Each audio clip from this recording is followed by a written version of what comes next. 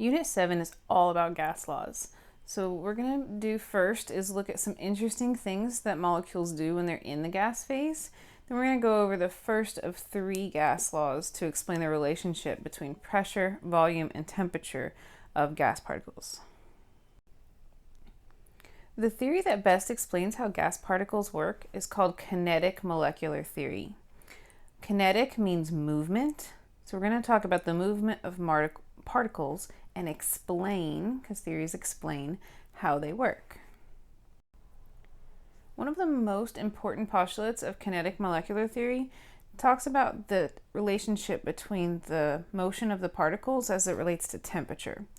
So as you increase the temperature, we're increasing the kinetic energy of particles. There's actually a definition for temperature that says it is the average kinetic energy of the particles. So if we have more kinetic energy, those particles are going to be moving faster. As they move fast, they're going to be bumping and pushing away from each other, so you get very far apart particles. And the space between the particles is basically what makes up most of the volume of the gas. In this picture, you see mostly the white space between the red particles being most of the volume in that box. So all of these fast-moving particles may seem very chaotic, but they're still going to follow a rule called inertia. So inertia says that if I have a particle and it is in motion, it will continue in that direction at that speed unless acted on by an outside force. Say, for example, hitting the wall of a balloon. That's going to cause it to change its direction. Then it will go off in another direction until it collides into something else. So they are still moving in straight lines. It's the collision with the wall of the container that actually creates something called pressure. But there is another type of collision that might happen, and that's when 2 gas particles collide with each other. If I have particle A moving to the right and particle B moving to the left, and they bump into each other, they are going to exchange energy. However, since they're moving at the same speed, since they're in that same balloon, they would have the same kinetic energy. So this exchange of energy doesn't leave any one of the particles with any more or less than they started with. There is no net energy gain or loss. So the term for that is an elastic collision. So we've been talking about how the kinetic energy relates to the temperature, but there is a little bit more to it. It is actually proportional to something called the absolute temperature. So there is a scale developed just to measure the kinetic energy of the particles. It's a unit we call Kelvin. We always want to work gas law problems in Kelvin. There are lots of good units we can use for gas pressure, but you should know theoretically that this pressure only comes from the collisions with the walls of the container. For example, the particle hitting the wall of that balloon, not from particles hitting each other. That was called an elastic collision. Next, we're going to go over some of the most important variables that you're going to see when we start working the gas law problems. These are things that describe the properties of gases. So our first is volume. Volume is typically measured in liters, which uses the symbol L. You may also see it measured in milliliters or cubic centimeters. And you should know that 1 milliliter actually equals 1 cubic centimeter. The next variable describes the amount of gas. So the variable that you'll actually see in the formulas is the letter N. And then if you're writing the number of moles, you can use the unit MOL. Sometimes they're nice enough to give you the moles in the problem, but sometimes they're mean and they give you the number of grams. But that's okay because we know how to convert. Next is temperature. You're going to use the letter T for temperature in the formulas. Temperature is probably the trickiest of our variables because it's the only one that you absolutely have to be in a specific unit before you can use it at all. So always, every single problem that involves temperature, you are going to have to convert Celsius to Kelvin. To do that, you're just going to take your Celsius temperature and add the number 273. That will give you the temperature in Kelvin. And last but not least, we have pressure, which will use the letter P in our formulas. Pressure actually has several units, and they're probably the most unfamiliar to you at this point. One unit for pressure is actually called millimeters of mercury. That comes from the old mercury thermometers, where we could actually look at how high the mercury would rise, the height of it measured in millimeters, and that could give us information about the weather, including pressure. Another unit is called torr, T-O-R-R, and that's actually named after a person. One unit that you may be familiar with is ATM, atmospheres, something that we've used before. Normal pressure is actually 1 atmosphere. And then another common one is called a kilopascal. So the K here would be the same type of K you would do in a kilometer. It's just a metric prefix. And then the pascal would be our unit for pressure. So we already talked about how pressure comes from when a particle hits the wall of the container, not from when the particles hit each other, but only particle colliding with the container. So there are a few factors that come into how much pressure is created from those collisions. We're going to look at the force that the particle collides with the wall with, and then we're going to look at how spread out that force is. So the force over a given area. Now you may or may not have some personal experience with this, but high heels hurt. Why do they hurt so much? Well, that's because you're putting all of your force on this very small area. So the force is concentrated in one spot. That's a large force divided by a very small area. So if you take a large number and you divide it by a small number, you're going to get a large answer. The pressure will be great. If we reverse that, we can actually get a small pressure. So an example of this is an old magic trick where you lay on a bed of nails, apply a large amount of pressure, and somehow this guy in the middle here is not hurt. Now, do not try this at home, but there might be some good YouTube videos out there on this. So how is this possible? We're still applying force, but the catch is now it is spread out over a greater area. So when you take a number and you divide it by a larger area, you get a small pressure. So we're minimizing the pressure here by giving it a great area to spread out on.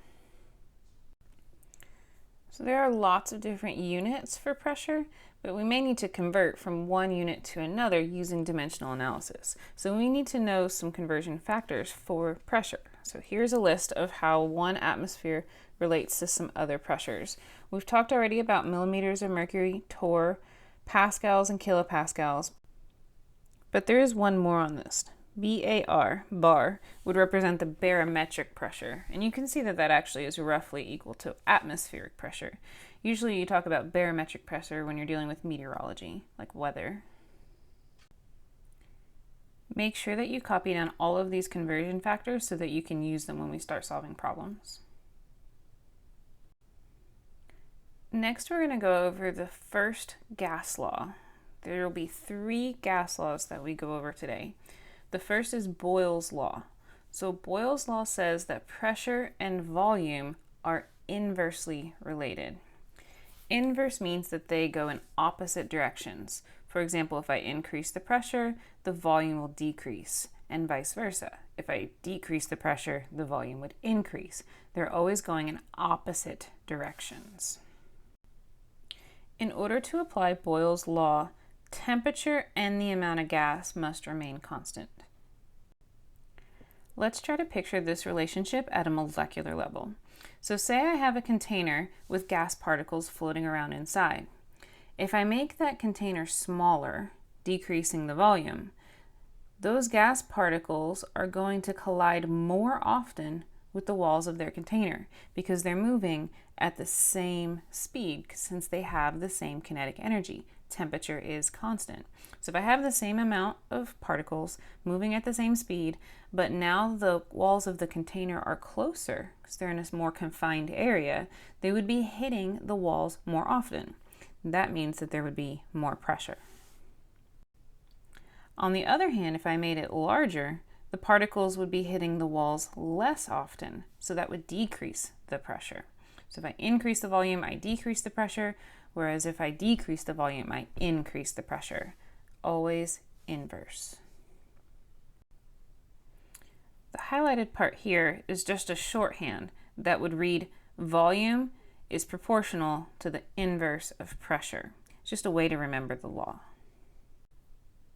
One of the most important things we have here is the formula for Boyle's Law. P1 V1 equals P2 V2, meaning the initial pressure and volume would be multiplied together and set equal to the final pressure and volume multiplied together. Because if I'm increasing the pressure, I would be decreasing the volume. So the product of those two would still be equal. The first thing that I want to go over before we actually look at this example is the difference between a variable and a unit. Variables are in formulas. So when we say the formula for Boyle's Law is P1 V1 equals P2 V2, that's referring to pressure and volume as variables. Units come after numbers, liters and atmospheres. So when I see a letter after a number, or when I give a letter after the number, I am giving the information about what the units were, what type of measurement was done for pressure and for volume. Gas law problems will all be word problems. The very first thing that I like to do to these word problems is to basically make them not a word problem. So what I'm going to do is scan for units, the letters that come after the numbers. So as I read this, I see a sample of gas occupies 12 liters. I'm going to highlight 12 liters. Under a pressure of 1.2 atm. Atm is a unit, so I'm going to highlight 1.2 atm. What would its volume be if the pressure were increased to 3.6 atm? Again, atm is a unit. So now I have three numbers that come with units. I know those are the things that I'm going to plug into my formula, substituting them in place for the variables. It does say assume temperature is constant, which is important for Boyle's Law. So we know we're going to be using Boyle's Law because I'm looking at the pressure and the volume when temperature is constant. So now I should start trying to plug in what I know.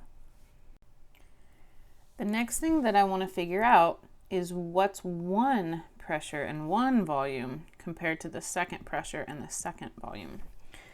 The pressure and volume that it states first seem to go together. It says a sample of gas occupies the 12 liter under a pressure of 1.2 atm. That seems to be our starting point. So I'm going to plug in the atm number, 1.2 atm, in place for P1.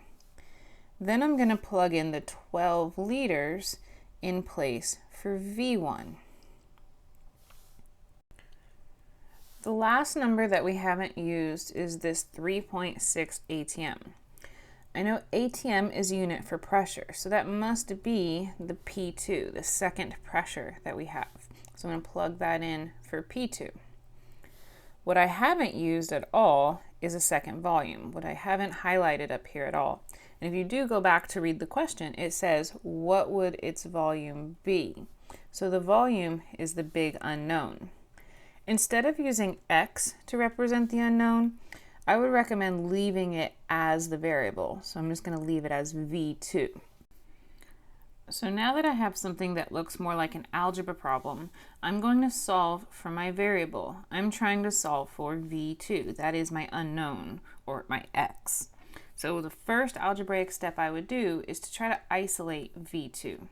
In order to do that, I'm going to need to divide both sides by 3.6 atm. Which of course on the right hand side completely cancels out, leaving me with only V2. On the left hand side, I can see atm both on the top and on the bottom. So that means the atmospheres will cancel out. The only unit I have left then would be liters. So I know that that will be the unit for my answer. The last thing that I need to do is to actually type this into the calculator. So I'm going to type in 1.2 times 12. I would usually hit enter after every operation. It tends to give better order of operations. So I would do 1.2 times 12, enter, and then hit divided by 3.6. So when you do that in the calculator, it just says 4. One last thing we need to check is our significant figures. You can see that all of the given numbers come with 2 significant figures. When you multiply or divide, you go by the least number of significant figures, which is going to be 2 in this case. So we do need to add a 0.0 so that our final answer does have 2 significant figures. So the final answer is 4.0 liters for V2. I want you to walk through one more example of Boyle's Law in a way that I can ask questions and see that you're getting it as you go through the video. So there's a short video clip, it's no more than like 5 minutes. If you click on this link, it should take you directly to the assignment. If it does ask you for a class code, I have it copied here as well, OGDINVO. You create an account on that Edpuzzle, and then I'll post 3 or 4 Edpuzzles for every unit moving forward. And you can watch those videos, answer the questions directly in them, and I will transfer your grades from Edpuzzle to Edmodo. You just need to make sure that you're doing them as they're assigned. Our next gas law is called Charles's Law. Charles' law describes the relationship between temperature and volume. If you increase the temperature, you would increase the volume. This is known as a direct relationship, when 2 things go in the same direction, which means if you decreased the temperature, you would also decrease the volume. It works both ways. There is a catch. We talked about this with temperature. You must work the problems in Kelvin. Anytime you have temperature, you have to convert to Kelvin. Now let's think about this at a molecular level using a peep as an example. So peeps are those little marshmallow birds, or sometimes you see them as little rabbits or something at Easter time. They're basically marshmallows covered in sugar. What's inside a marshmallow is not just the sugary marshmallow itself, but also gas particles. So if we start to warm up a peep by like literally putting the peep in the microwave, those gas particles are going to start to increase their temperature. From kinetic molecular theory, we know that if we increase the temperature, we are increasing their kinetic energy, which basically makes them very fast. So as the particles are moving faster and faster and faster, they're pushing away from each other further and further and further. That's going to increase the volume of the peep, of the marshmallow. The gas particles are going to be pushing the marshmallow pieces further apart, and so your peep seems to explode. Since this is a direct relationship, the shorthand is fairly straightforward. It would read volume is directly proportional to temperature. Volume is proportional to temperature. The formula actually looks like a proportion, and that's because it is. It is a direct proportion. For any proportion, you want like variables on top and like variables on the bottom. So here we have both volumes on top, both temperatures on the bottom, and it would work the other way around too. You could put both temperatures on top and both volumes on the bottom. It would still work the same way. The other thing that's important in proportions is that you would have both initial variables on one side, so we have V1 and T1 on the left, and both final variables on the other side, so we have V2 and T2 on the right. Now let's look at a word problem using Charles's law. Just like the last word problem, the first thing I'm going to try to do is make this not a word problem. So I'm going to go through and look for units, letters that come after the numbers. The first one I see is the 117. A sample of nitrogen occupies 117 milliliters at 100 degrees Celsius. At what temperature would it occupy 234 milliliters? So I've isolated the numbers that I want to use in my problem. I'm not too worried about what other words are there right now. Next, I would copy down my formula so that I can work on what substitutions I can make. Where am I going to plug in the numbers into this formula? So I'm going to start on the left with the V1 and T1. Where can I find the first volume? So if we go back to the word problem, it seems to talk about 117 milliliters at 100 degrees Celsius. So these will be the numbers that I'm plugging in on the left-hand side, my initial volume and temperature. I know that milliliters is a unit for volume, so that's what I'm going to plug in for V1. When I move on to T1, I know that that's going to come from the 100 degrees Celsius because I know that that was tied to the 117. I know it's the initial, and then degrees Celsius is a unit for temperature, so I know that would be the T1. The catch is we can't use it in Celsius. In order to convert 100 degrees Celsius to Kelvin, I'm going to add 273, which gives me 373. So that is what I will plug in as my Kelvin temperature for T1. You will get incorrect answers if you just plug in the degrees Celsius temperatures, especially if they're negative. Now the only number I have left is 234 milliliters. So that seems to be the volume I get later. I know that it is milliliters, so I know it is volume, and it was not part of the initial setup. That was at 117, so then later it becomes 234. So that's what I'm going to plug in for V2, 234 milliliters. What I haven't been given yet is a second temperature. That is missing. It says at what temperature is there? So we don't know the temperature, that's my variable, and I'm going to leave it as T2 instead of plugging in X. But essentially that's my X. That's what I need to solve for next. Now I want to focus on the algebra. So how do you solve for a variable when you're doing a proportion? The answer is you cross multiply. So I'm going to take my 117 milliliters and multiply it by T2. It's like I have 117x on the left. Then on the right, I have my 373 Kelvin, not the 100 Celsius. And then I also have 234 milliliters. So this is my setup to start solving for X or T2. The next thing that I want to do is to isolate T2. So in order to do that, I'm going to divide both sides by 117 milliliters. When I do that, 117 and milliliters completely cancel from the left side, leaving only T2 on the left-hand side.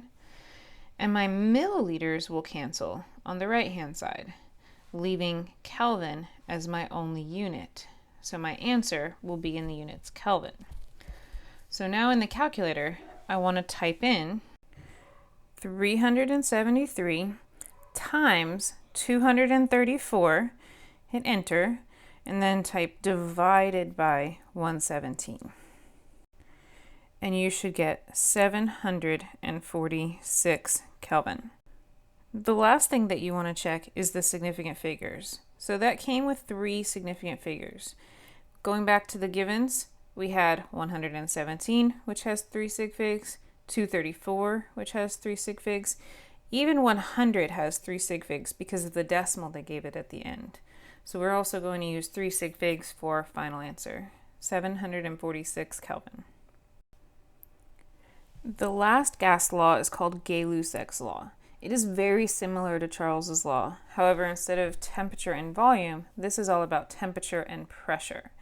It is also a direct relationship. If you increase the temperature, you're going to get more collisions, so the pressure would also increase. For example, in our hot air balloon, thinking about this microscopically.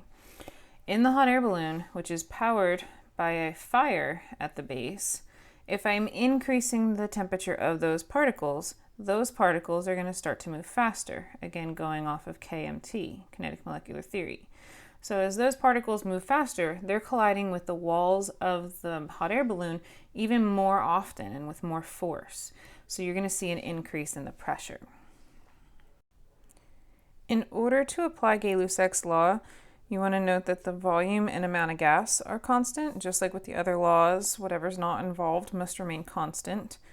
And you must be working with the Kelvin temperature. Again, if you're given Celsius, you have to convert it to Kelvin. This shorthand would read pressure is proportional to temperature, again reflecting the direct relationship. And then just like with Charles's law, Gay-Lussac's law's formula is simply a proportion, where you've got both pressure and temperature in similar locations, and initial on one side, final on the other side. So as we've talked about with the previous word problems, I want to focus on numbers that come with units to try to figure out what I need from this word problem, take away the clutter of the word problem. So the first number I see is 20 liters. Then I see 6 atm, and then 27 degrees Celsius. One more number down here, 77 degrees Celsius. So we've got our numbers with their variables highlighted in the problem. Next, I want to look at the formula, copy down the formula so that I can focus on what to substitute for each variable. The next thing I want to do is separate which variables are initial variables as opposed to the final variables. Separate my ones from my twos. So the first sentence seems to have things that go together. 20 liters, 6 atm, and 27 degrees Celsius all exist at the same time. So let's use them as my initials, whereas the final would be the 77 degrees Celsius. That's what it's heated to later. So that would be my second set of numbers. This word problem actually gives us one too many numbers. So if they give you the formula, you can use the units to figure out which one we don't need. I'm looking for pressure and temperature here. Liters does not describe either one, pressure or temperature, so we don't need that number. Let's get rid of it. But what if they don't give you the formula? You might have to go back to the word problem a little bit. What would the pressure of the gas be? So that's the question, and then it gives you a temperature. So we need a formula that would include temperature and pressure, which is of course Gay-Lussac's law. So that little bit of detective work can lead you to the correct formula, and then just like we did before, we can see we don't need the volume and get rid of it. So what numbers do we need? Let's look at the P1. So we had said that the first sentence contains my initial variables, and then I know that atm is a unit for pressure. So I'm going to plug in 6 atm for P1. The next number would be T1. So my initial temperature was given as 27 degrees Celsius. But you have to be careful because you can't plug it in Celsius. So we're going to take our 27 and we're going to add 273, which gives me 300 Kelvin. So I'm going to plug in 300 Kelvin for T2. The last number is the 77 degrees Celsius, which degrees Celsius tells me is temperature, and this is in the second sentence with our new pressure. So I know that that's going to be used for T2. But again, you can't plug it in as Celsius, so I'm going to take my 77, I'm going to add 273, and that's going to give me 350. So I would plug in 350 K for T2. What I didn't have was P2. That is what I am trying to solve for. So now I want to try to focus on how to do the algebra associated with this, using that cross multiplication. So first I'm going to multiply P2 by 300 Kelvin. And then on the other side, I'll have my 6 atm and my 350 Kelvin. Now from this point, to isolate P2, my variable, I am going to divide both sides by 300 Kelvin, which will of course completely cancel on the left, leaving only the P2 on the left. On the right hand side, only the Kelvin will cancel, leaving atm as my only unit for my final answer, leaving just calculator work left. So we would type in 6 times 350 and hit enter, then divide that by 300. And the answer the calculator gives you is 7. The last thing we always want to check is our significant figures. So the calculator only gave us one significant figure. Do we need more? If you look at the givens that we actually used, 6 ATM, 27 degrees Celsius, and 77 degrees Celsius, we want to pick out the one with the least number of sig figs because we were multiplying and dividing. So the number that has the least number of sig figs is 6 ATM, which only has one significant figure. So our answer, 7 ATM, is perfect. It only has one significant figure, too. Now that we've learned how to decode the word problems and work them algebraically, including units, you're going to try some Boyles, Charles, and Gay-Lussac's problems using worksheet 1. Please submit a copy of your work to Edmodo when you finish.